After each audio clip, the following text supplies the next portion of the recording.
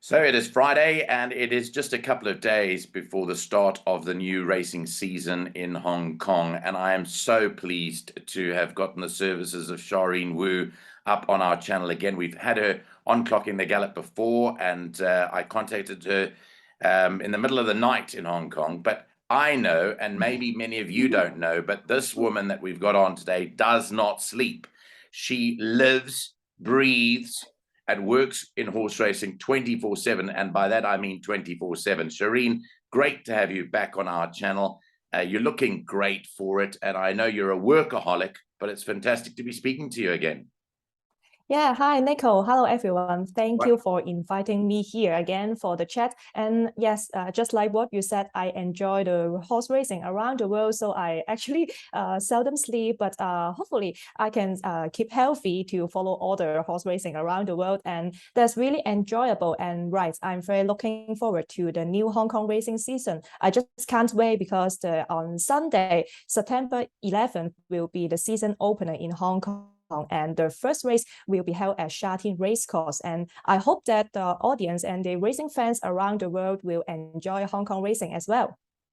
Yeah, so I know you cover all other types of racing. I know you follow international racing. If Yes. I asked you to tip on a meeting in America, you would be able to do that because you just follow racing all over the world. Yeah. So my main thing with you today is to set the scene for the new Hong Kong racing season.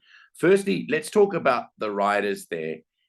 We've had the dominance of a lot of riders in Hong Kong over the years. When a certain jockey gets to the top of the Hong Kong log, it's very hard for them to leave Hong Kong or to move on because it's just that they're so good and they get all the great rides. Now, what about the jockeys this season? What is your prediction as to what to expect for the next racing season there? Yeah, in Hong Kong, in the recent years, the jockeys' premiership were dominant by Zach Burton and Joe Moreira. I believe that these two jockeys in the coming season will continue to have some great results. But apart from them, Paris Teaton, who graduated from the South African Apprentice Jockey Academy, also is improving and settling quite well in Hong Kong. So apart from Zach and Joe, I believe Karis is another great jockey. And of course, before that, there are some South African jockeys having quite good results in Hong Kong. And we are always love to see the South African jockeys, especially some new blood, I would say. For example, Lyle Hewison and also Luke Ferraris. They are all having quite good results last season in Hong Kong. Maybe for Lyle Hewison, last season he scored 27 winners, and especially his partnership with the legend Douglas White is very great. And I believe in the coming season they will continue to have some great results. And also for Luke Ferraris, because he is David Ferraris' son, and he is very familiar with Hong Kong racing. Many trainers already knew him when he was young in Hong Kong, and he also gets some support from Tony Cruz. And in the season opener on Sunday, they also have some partnership. And I'm quite looking forward to the new bloods, especially Lau Hewison and Luke Ferraris from South Africa. I believe they will have some great result after some years in Hong Kong because, you know, both of them are very young and talented. And I'm quite looking forward to them. Yeah, we'll touch base with Lyle Hewson in a separate podcast, which I plan for later on today, which we'll give over to our viewers later on, and I'm sure that'll be great fun catching up with Lyle Hewson. But your prediction in terms of the Burton Moreira battle up at the top, is there any prediction from you as to who you think will be on top at the end of the season in July? Maybe in the coming season, I still believe that Zach Burton can win his sixth premiership title because we see that last season in Hong Kong, he also suffered from some injury in September in the Hong Kong International Day. But after the recovery, he just bounce back immediately because I very admire him because he has some very good thinking, always think positive because as an athlete, it is very important that you have a good mind. And also, I think that Zach Burton is having quite good relationships with different trainers and in Hong Kong, having this relationship is very important because there are so many trainers here, many owners, and it is always important to get some good support from different stables. And SEC Proton is really good at doing the kind of social networking. So I believe SEC is going to have another great season ahead. Fantastic stuff. Now let's get on to the equine athletes, the actual horses there. You've got some very, very good horses. You've got horses that come in for your international races and come and visit to try and get the big prize money on offer. What are the Hong Kong horses, the big Hong Kong horse names that you can tell our viewers to look out for in the season from your perspective? Yeah, sure. Currently, I believe that Golden 60 is the best horse in Hong Kong. I believe, Nico, you know this horse as well, Golden 60. He's the horse of the year last season. And in the coming season, although he is becoming 7-year-old, but I believe he will still be competitive. And just an interview done by the trainer, Francis Lui, he just mentioned that he will aim to the Hong Kong Mile in the December. And in the last 2 seasons, he won the Hong Kong Mile easily, and this will be his path. And I believe Golden 60 will continue to have some great performance. And also, apart from Golden 60 in Hong Kong, we are having quite a lot of good sprinters in Hong Kong. For example, Wellington. I think that Wellington is a great sprinter. He is very honest, and I believe in the coming season, he will still be the top sprinters in Hong Kong. So maybe Golden 60 focusing on the mile and Wellington focusing on the sprint races. And apart from them, there are some up and coming horses, including California Spangle, who participate in the Hong Kong Derby last season and finishing second. I believe he is also a talented one trained by Tony Cruz, and also Romantic Warrior, the Derby winner last season, is still improving. So these are some horses I believe that they will keep to have some great results in the coming season.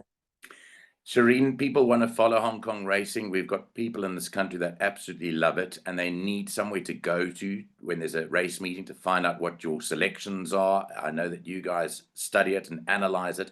Where do you refer people to? Where can they visit Charene Woo and her band of tipsters for the every single meeting to come through and see you? Are you on YouTube as well? Yes, right. I have the preview show on YouTube naming Beer Garden, because why I name it as Beer Garden, I want to say more about this because we in Hong Kong having 2 race courses, Sha-Tin at Happy Valley, and in Happy Valley that are the venue for the night meetings. There are an area calling the Beer Garden, and people just enjoy the beer and cheering for the horses over there. The atmosphere are really good. So I believe that Happy Valley Racecourse is definitely one of your bucket list. So if you come to Hong Kong later, again, remember to tell me, and then I will definitely treat you a beer at Happy Valley. Do you drink beer? So, do you drink beer as well? Because I'm a big beer drinker. yeah. Oh, that's good. I drink some because usually I have to work on the race meetings. So to keep my myself a clear mind, so I just drink a little bit. But maybe after the meeting, I will enjoy it with my friends. That's a really great atmosphere. I cannot wait to buy you a beer when I'm there in Hong Kong. Sure. One day. Thank you, One Nico. day. Yeah, that would be great. Yeah, and I have the preview show on YouTube, and also on my Twitter, I will keep on telling you about the latest news in Hong Kong, not only about the tips, but also some horses or the trainers or the jockeys, what are they doing? I will just keep reporting them, because I'm also working as a journalist in Hong Kong, working for some local medias, but I will, my aim to work in this industry is to promote horse racing as a sport. So not only about punting, but also want to know more some news and some soft contents of horse racing that I'm really willing to share with you. Yeah, absolutely great, Charene. We'll just remind everyone of your Twitter handle so that they come and join up and get your updates there. Is it just at Charene Woo then? Yes, right. That's my name. Charene Woo is my Twitter. Okay, so it's at Charene Woo, which is CHARENEWOO at Charene Woo, and you'll get all the updates there. And then on YouTube, you said just go to Beer Garden. Yes, my channel, the name of my channel will be Charene Win, CHARENE, and then WIN. because Charene Woo. Win is actually my nickname in Hong Kong because I'm quite a superstitious one, and I also always want to have some nickname that are quite lucky. And obviously, Win is also a similar pronunciation with my English name Charene, and the Hong Kong racing fans and the punters like to call me Win always, and I love this name very much. And then I made it as my YouTube channel. Yeah. That's it. So it's Charene Win in terms of your YouTube Yes. channel. Now, before you go, you're not going to get off lightly because this weekend is the start, as we mentioned. Have you looked at the card? Can you give us any indication of something that our punters can maybe bet on Sunday? Yeah, sure. On Sunday, the opener of Hong Kong Racing, the feature race will be race 4, the Chief Executive Cup. It is a class 1 over 1,200 meters. I think that this race is quite wide open. And also on the season opener in this season, we have the new apprentice jockey, Angus Jung, and he belongs to the Tony Cruz stable. And in the feature race on Sunday, he will be riding number 2, Lucky Patch, which is quite a good, one of the good sprinters in Hong Kong. And breaking from barrier 4, he can definitely stay in a great position. And I believe the apprentice jockey Angus Jung can also have some great result on the opener. And also maybe for the South African racing fans, of course, Lyle Hewison gets a lot of good rides on Sunday. I think that in race 5, I quite like the Douglas White's trained Shuffle Valiant because this horse just turned 4-year-old in this season. And he is also a course and distance winner over the strict course at Sha Tin. He is a course and distance specialist. So if you like to back any Lyle Hewison horses, Shuffle Valiant in race 5 is a good pick, and just can't wait to the season opener. And I believe Lyle is having quite a number of good rides, and I believe he is able to have some good results again. Charene, we're always great to catch up with you. I wish you all the best for the forthcoming months. I know you're a hard worker, and I know that you'll win, as your name does say, with how you go about your business, because you're the ultra professional. We love having you on Clock in the Gallop. And as I say, if anything does come to pass and we manage to get over to Hong Kong, that beer date is a must. Yeah, sure.